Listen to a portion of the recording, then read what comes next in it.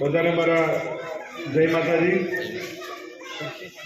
પાવાગઢ ક્ષેત્ર રાજપૂત સમાજ દ્વારા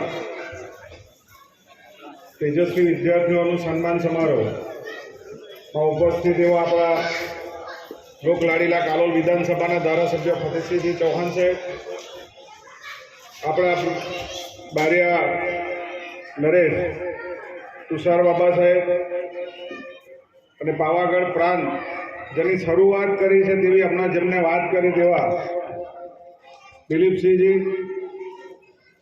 બીજા મારા મિત્ર મંત્રી શ્રી અશ્વિનભાઈ, હમણાં દિલીપસિંહે જે વાત કરી તે રીતના અમારો 11-12થી લઈને મેં કોલેજ કરી ત્યાં સુધી ગુરુ શિલાનો અમારો સંબંધ હતો। એમને જે વાત કરી છે ને આજે એમના દ્વારા મારું સન્માન થતું હોય એનાથી મોટી મારા માટે ગૌરવની બીજી કઈ વાત છે। અને આપણા માટે ગૌરવની વાત એ છે કે બંને શિક્ષિત છે, આજે પ્રોફેસર તરીકે આપણા સમાજનું સુકાન સંભાળતા હોય ત્યારે આપણા સમાજની જવાબદારી શું આવે? બધી જ વાત ફતેહસિંહજી સાહેબે કરી, આપણને બાબા સાહેબે પણ કરી, વ્યસનની વાત કરી, પણ એની સાથે સાથે જો સૌથી પાછળ આપણો સમાજ રહ્યો હોય તો શિક્ષણ ક્ષેત્રમાં રહ્યો છે, જે અનેક કારણોસર આપણા નજીકમાં આજે ઘણી બધી વ્યવસ્થાઓ ઊભી થઈ છે, છતાં પણ શિક્ષણમાં હજુ પણ આપણે પાછળ છીએ। અને એનાથી મોટી વાત અત્યારે દીકરીઓ સૌથી આગળ ભણવામાં છે।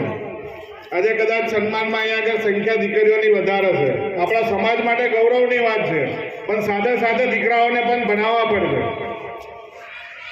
જે સામાજિક પ્રશ્નો ઊભા થાય છે આપણે જોયું છે, આજે દીકરી જ્યારે ભણી ગણીને વધારે ભણી હોય અને જ્યારે સંબંધની વાત આવે તો સ્વાભાવિક છે કે માતા પિતા એની સામે એવા સંબંધ શોધવાનો પ્રયત્ન કરતા હોય ત્યારે સમાજમાં આવા દીકરા મળવાનું જે મુશ્કેલ પડે છે આપણને, એટલે એના માટે આપણે શિક્ષણ ઊંચું લાવવું પડશે। સમાજના અનેક કુરિવાજો જે અત્યાર સુધી આપણે જે જોયું છે, એકબીજાના દેખાદેખી સમાજની અંદર ઘણા બધા ખોટા ખર્ચાઓ કરે છે।